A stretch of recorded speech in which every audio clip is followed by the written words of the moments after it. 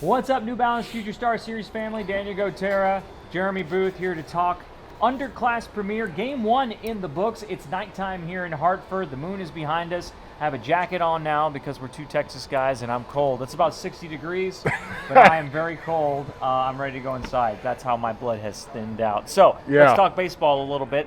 First game, Underclass Premier, what did you see? I think my big takeaway was pitching was really, really good tonight. Don't know if that's going to carry the rest of the weekend, but that was pretty good. 22 strikeouts in this game. That's good and bad, I would think. Yeah, from the pitching standpoint, that's pretty good fastballs out here, and guys knew how to establish them.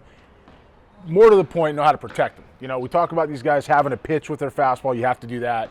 But to be able to keep guys off your fastball is how you get to 22 Ks, right? So there's a very big win on that side from we'll call it the attack dog mentality of the pitchers that were on the mound tonight on both sides. From the offensive perspective, 22 Ks is less than ideal.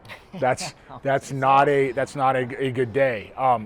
You get into that oftentimes when pitchers who have a dominant part of the game, the majority part of the statistical reinforcement behind them, when they're aggressive. If you're over-aggressive against aggressive pitching, man, you're going to get buried. And we saw some of that. Now, we did see some good swings. And it still was a 5-0 game. And, we saw the purple team, which is patterned after the Colorado Rockies, because, again, we're in their AA ballpark.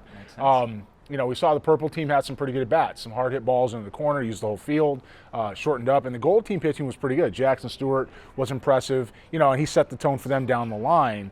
But they had one inning get away from them with defense on the gold side, and purple capitalized, and that was baseball. So it's a tale of two different clubs. It comes down to innings like that, and for me in these type of settings and events, when I see one legitimate baseball moment turn the tide, it's a learning experience, right? They're going to learn. They're going to come back tomorrow. They got to bury this positive or negative, and turn this into a performance for tomorrow and Sunday.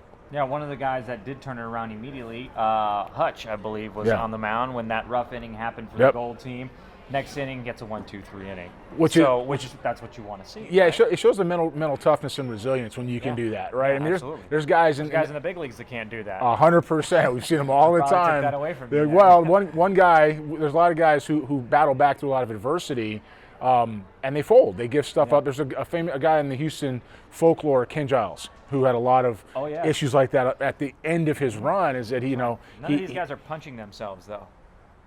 He punched himself. Not yet. Not yet. And let's stay that way. But Giles would have a bad inning at this point in time, and then he'd turn around and have another one. Yeah, right. And then he ended up continuing to build on that in the wrong way. So be able to stay positive and realize the moment is just that, the moment's over, turn that back around and go into, we'll call it acceleration to stop the bleeding is a very big positive step, especially for a player of this age.